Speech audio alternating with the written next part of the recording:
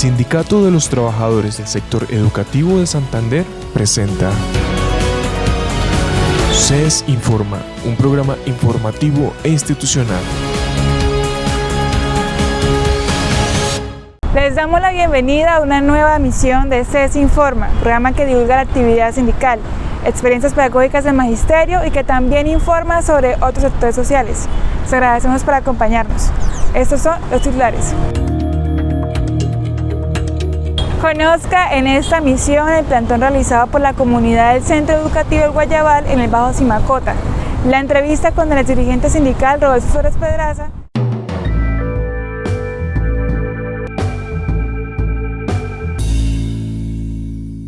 Un saludo a todos los compañeros maestros del Departamento de Santander. Desde el Sindicato de Educadores de Santander seguimos rechazando la reestructuración de Plante Santander de docentes en el Departamento de Santander. Hemos dicho en la reunión que sostuvimos el pasado 29 de marzo que debe hacerse un estudio técnico real y veraz con la instalación de unas mesas técnicas en cada cabecera de provincia, citando a los rectores y consejos directivos con el fin de evaluar cómo se encuentran las instituciones educativas para que de esta manera no se sigan vulnerando los derechos de los docentes y tampoco el derecho a la educación de los niños, niñas, jóvenes y adolescentes.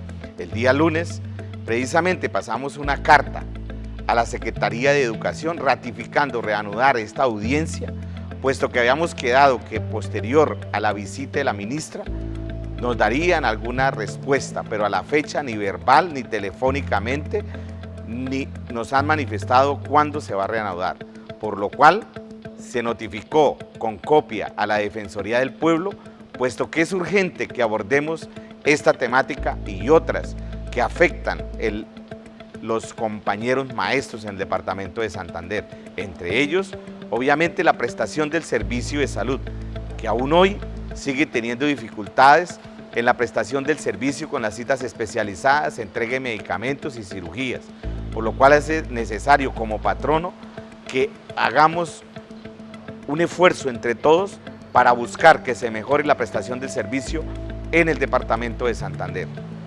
Por otra parte, nos unimos a un saludo de solidaridad a todos los habitantes de Puerto Wilches con esta inundación que viene sufriendo cada vez que hay una ola invernal.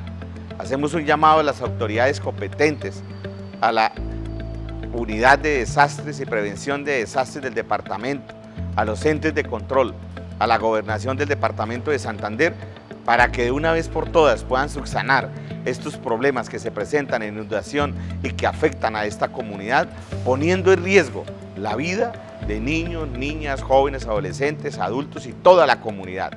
Desearles que esta próxima semana que retomamos nuestras labores y que la Semana Santa haya sido de reflexión y de descanso para poder retomar y cumplir con nuestra labor pedagógica.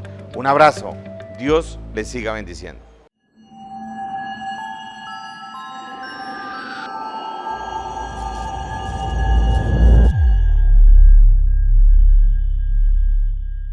Un plantón sobre la Troncal de la Paz en el Magdalena Medio realizó la comunidad del Centro Educativo El Guayabal en el Bajo Simacota ante la ausencia de soluciones por problemáticas como la falta de personal docente, de mejoramiento de la infraestructura y de la prestación del transporte escolar. Nos hace falta el docente de ciencias sociales para bachillerato, química, educación física y el profesor de inglés para bachillerato y un profesor para primaria para la escuelita C de Agua Blanca Baja. Por medio de la gobernación dice que ellos no manejan ese tema, que nos toca con la Secretaría, le dio orden a la Secretaría de Educación que era solución a la temática que teníamos.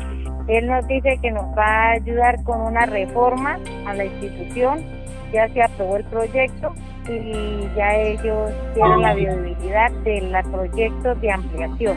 Se va a hacer por bloques en el Centro Educativo Guayabal, se maneja internado y también colegio presencial, también normal. Para los niños del internado le van a hacer nuevas adecuaciones de habitaciones, que es lo primero que van a intervenir. También se solicitaba la conversión de la institución, por eso se hizo el paro pasó el MITI, que nos tocó salir a vías de hecho, en una vía nacional. Sí. Gracias a esa vía de hecho nos escucharon y nos dieron una pronta solución, que nos venían tomando el pelo. Siempre que íbamos nos decían que no se podía, que eso tocaba mandar a los niños de 10º y 11 a otra institución porque no nos la iban a hacer conversión. Después de esa paro y de esas actividades nos dieron las noticias de que sí nos van a hacer conversión. Por ahora provisional, mientras alcanzamos las metas, que es la ampliación de la planta física. La comunidad del Centro Educativo El Guayabal, en el Bajo Simacota, decidió, ante las falsas soluciones que les daban desde la gobernación, realizar un plantón en la Troncal de La Paz, en el Magdalena Medio. Esto ante la falta de personal docente y de mejoras en su infraestructura. Buenos días, desde aquí de Simacota, Yarirí, en la vereda Guayabal. Estamos en un cese de actividades porque queremos que la Secretaría de Educación nos escuche, la gobernación. Necesitamos 3 docentes que nos están haciendo falta en nuestro colegio. Queremos que nos nombren nuestros profesores, así como aceptaron la renuncia de esos docentes, que nos nombren los profesores inmediatamente. Estamos los jóvenes de 10º y 11 sin profesor de química. Necesitamos profesores de biología, profesores de ciencias sociales, que son muy importantes en nuestro desarrollo. Necesitamos educación de calidad para nuestros hijos. Que hagan una planta física, la ampliación de la planta física le estamos exigiendo. Queremos la conversión del centro educativo a institución educativa, que llevamos 4 años gestionando y nos están tomando el pelo. Toda hora nos buscan una piedra para tropezar, que no. Llevamos 3 años graduando en nuestro colegio con convenio con el Guamo, así que no queremos más convenios, queremos que nuestro centro educativo sea institución educativa del Guayabal. Gracias.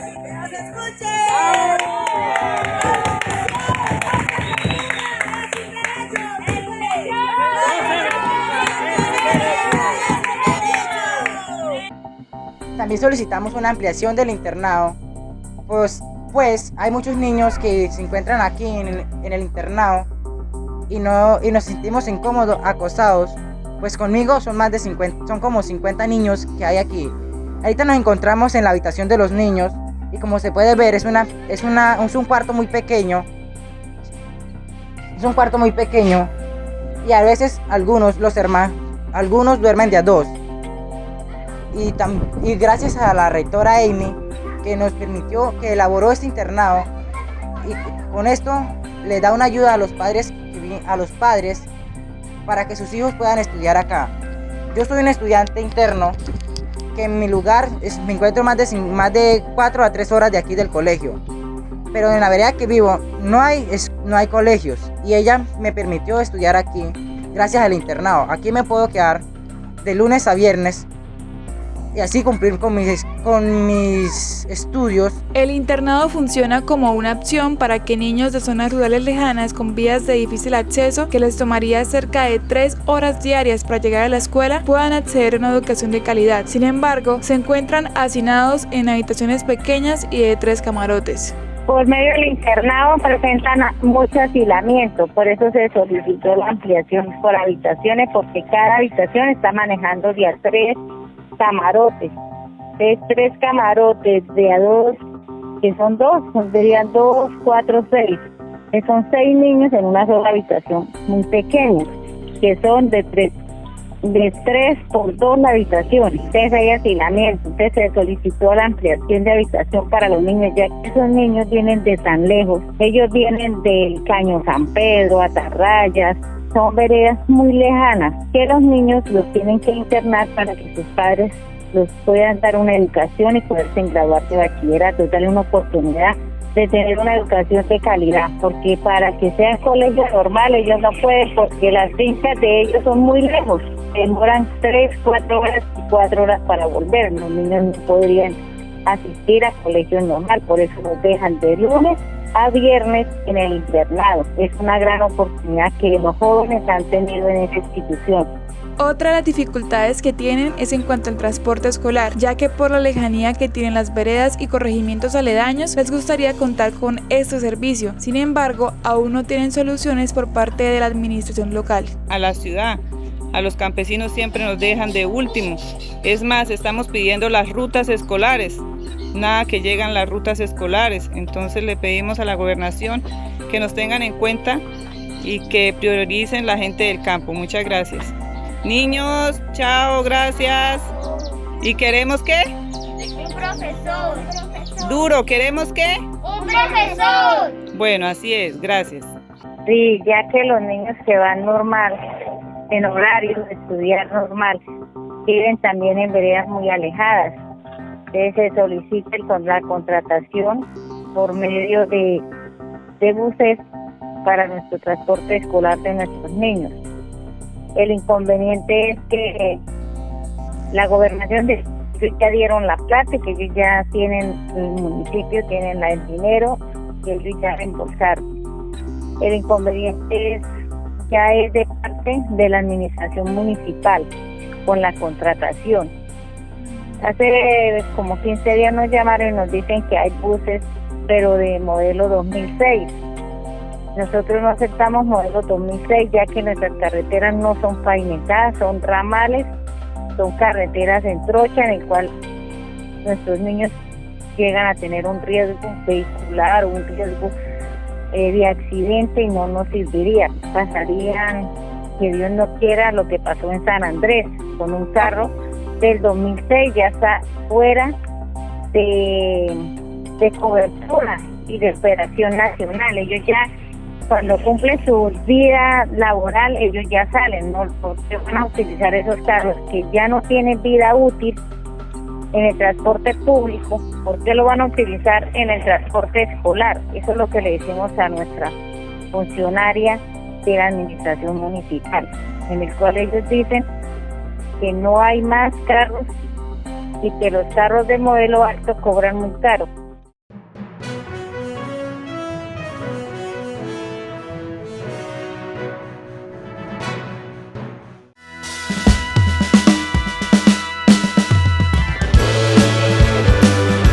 Recuerde que a través de nuestras redes sociales y el correo electrónico nos puede hacer llegar videos, fotos y audios contándonos sus actividades educativas, denuncias y comentarios para ser parte de la programación semanal de CES Informa.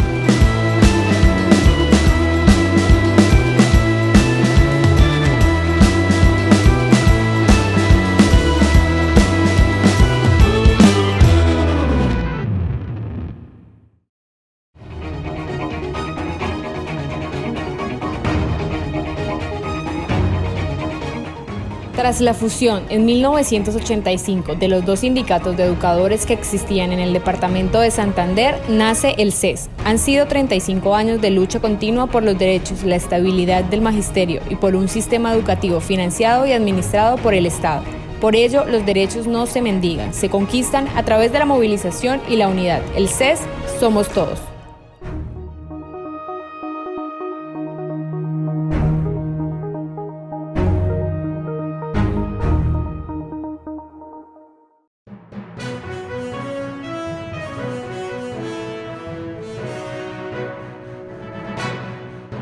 Y continuamos con nuestro especial de 60 años de organización del Magisterio de Santander. En esta oportunidad con el acompañamiento de Rodolfo Flores Pedraza, un maestro que impulsó cambios y luchas en el departamento.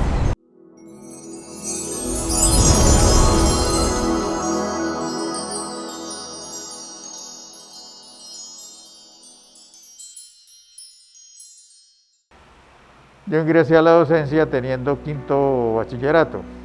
Es decir, no era en ese momento ni bachiller, era experto tipógrafo, que no tenía nada que ver con la educación, pero que tocaba vincularse.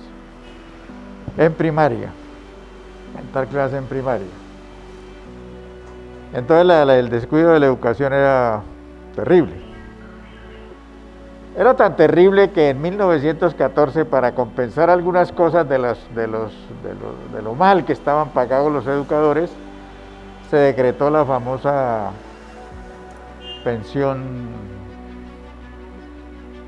una pensión especial para los docentes que cumplieran requisitos en todo ese periodo, y eso duró prácticamente hasta finales de 1980. Pensión de gracia que llamaban, donde uno no aportaba absolutamente nada para la pensión, pero el Estado la reconocía a nivel nacional para compensar los salarios tan miserables que se devengaban en ese momento.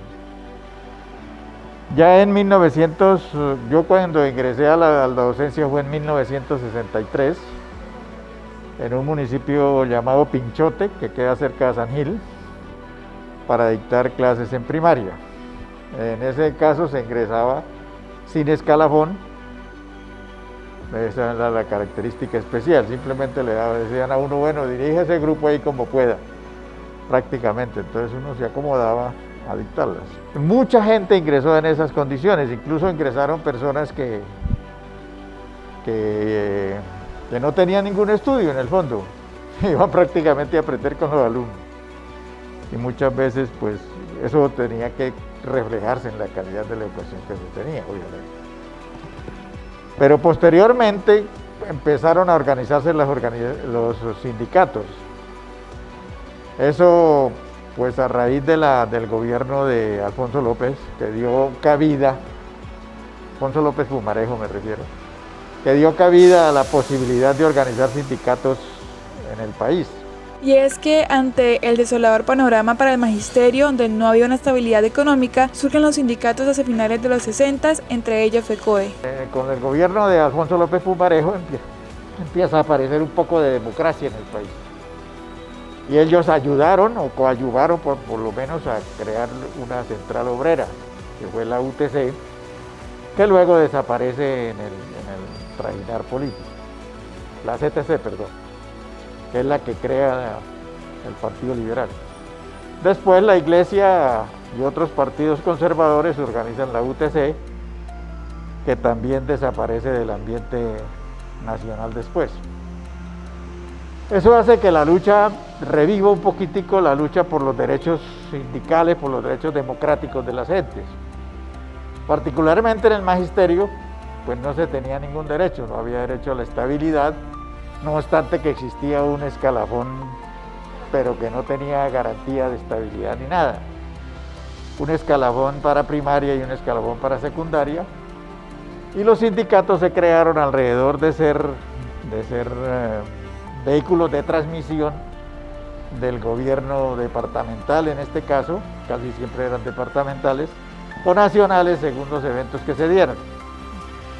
Particularmente ASANDIP, que era la Asociación de Institutores de Primaria, ASANDIP, se crea en esas condiciones. Entonces el Día del Maestro era con misa, presencia del gobernador, de la Secretaría de Educación, con Tedeum y todas esas cuestiones para supuestamente homenajear al maestro.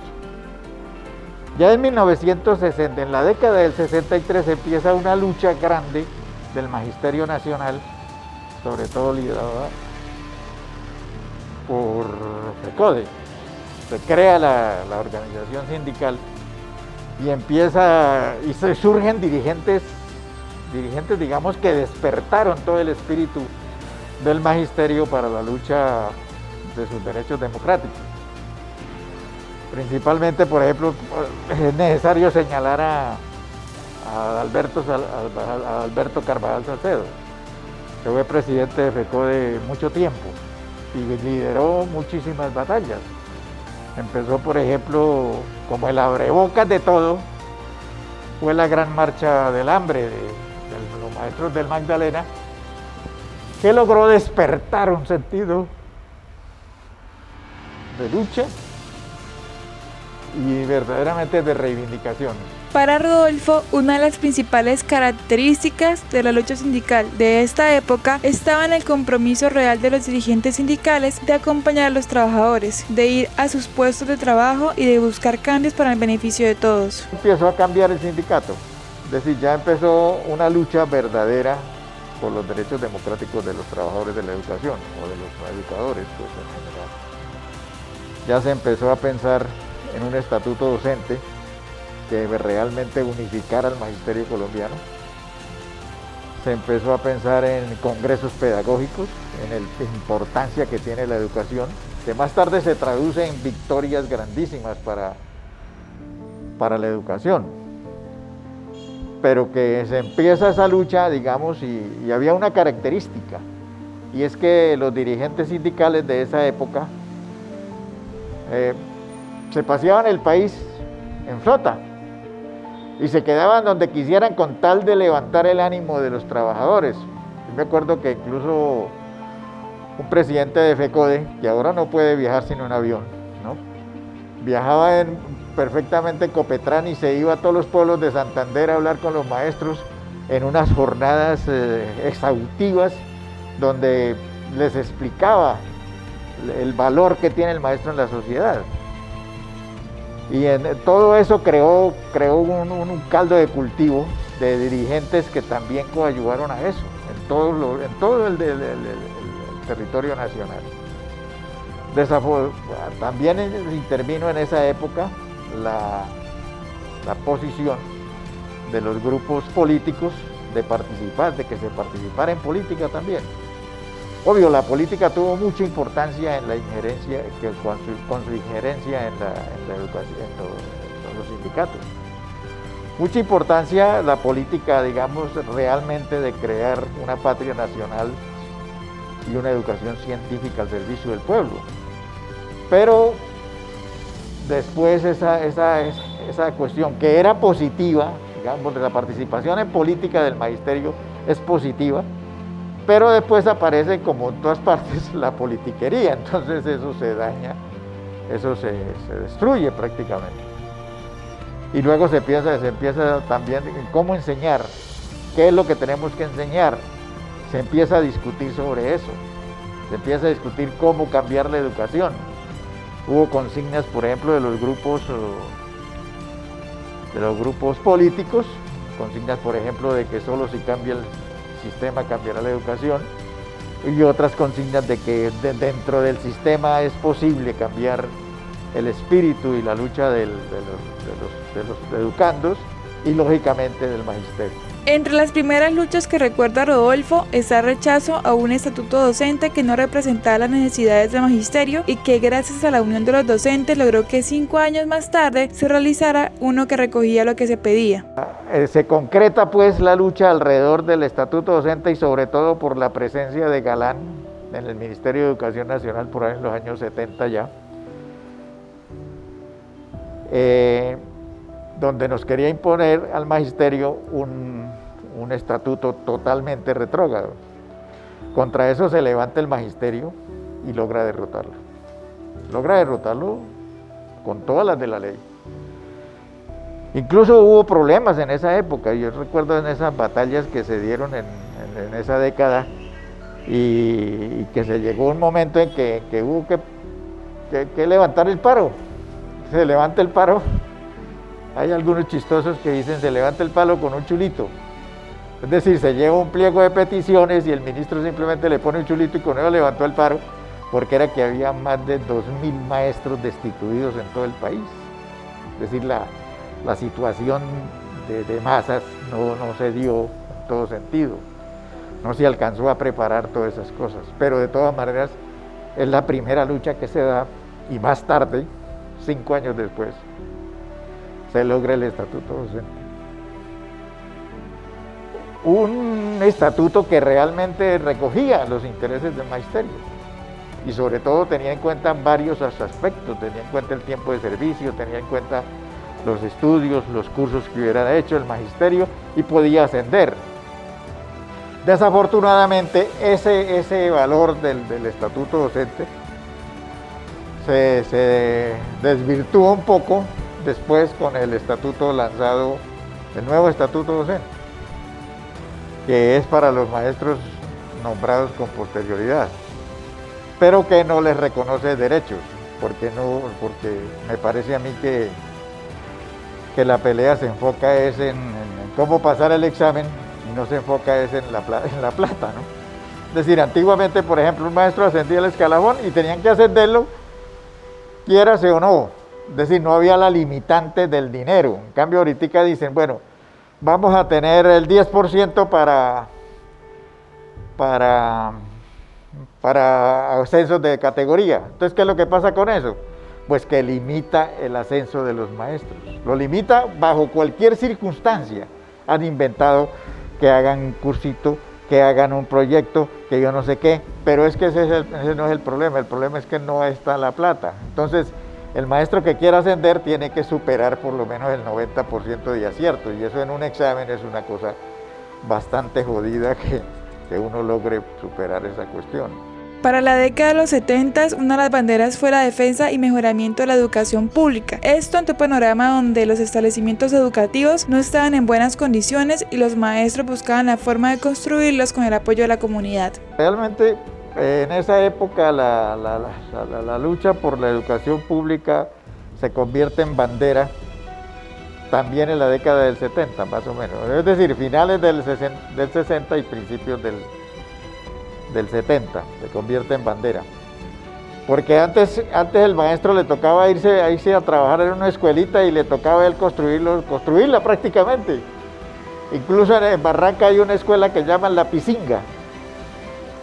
Y la llaman porque cuando eso había un disco muy ameno, que era con el que ponían todos los domingos un bazar con la pisinga y pisinga y pisinga hasta que construyeron la escuela. Entonces la llamaron en una época La Pisinga, ahora como que tiene otro nombre. Eso pasaba con la educación pública. No había respaldo, como dije anteriormente, no había respaldo estatal, no había, digamos, un desarrollo. Las escuelas normales eran escuelas, en el fondo, de baja calidad. Eso mejora notablemente a partir del 70. Es decir, mejoran la calidad de la educación en las escuelas normales. Entonces, las escuelas normales sacaban hornadas completas de docentes que no tenían idea de la educación. Es decir, tenía más idea un tipo que no hubiera estudiado nunca en una normal. Porque generalmente los pusieron en algunas partes que no tenían un desarrollo cultural adecuado. Uno de los municipios donde se avanzó mucho en la educación fue en el Distrito Especial, pero porque allá, por ejemplo, desde el principio exigieron títulos y fuera de eso examen. Es decir, entonces para ingresar al magisterio desde ese momento había que presentar un examen. Algunos trabajamos un tiempito en el distrito, pero nos retiramos también del distrito para eso. Pero hay otros colegios y otros que se avanzó en ese sentido, pero la educación pública también, digamos, la preocupación por la educación pública también parte de la organización sindical de los maestros. Finalmente, la reflexión que hace el exdirigente sindical es que hay una marcada diferencia entre las formas en que se ejercía presión al gobierno, ya que para él en la actualidad se piensa más en las repercusiones que en los problemas por solucionar. Era que antes arriesgaba uno el puesto, si quería uno participar, por eso tenía uno que organizar a la gente, y sobre todo los dirigentes sindicales, particularmente a mí me destituyeron en el 73, luego me sancionaron con 6 meses, cuando la lucha por el estatuto docente, cuando ya se concretó, y sobre todo con una marcha contra el mandato de López. Me sancionaron bastante por eso, pero en esta época ya aquí prácticamente el sindicato se limita a llamar por teléfono. Es decir, no se forma la conciencia, y que es lo más importante en la lucha, y puede ser esto un pecado mortal, en la lucha revolucionaria. Si no se forma conciencia en la gente, si uno no está consciente de que la persona que está allá representa realmente sus ideales, no pelea con fuerza.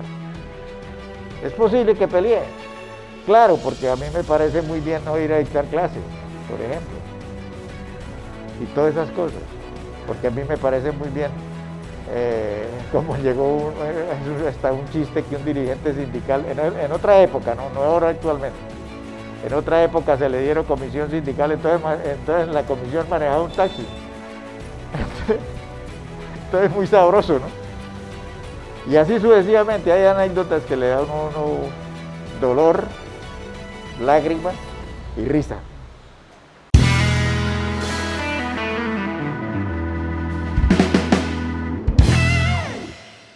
Hemos llegado al final de esta misión. Recuerda encontrarnos en Facebook, Twitter e Instagram como Sindicato CES, en nuestra página web como www.sindicatoces.org y en YouTube como CES Informa. Nos vemos en la próxima misión.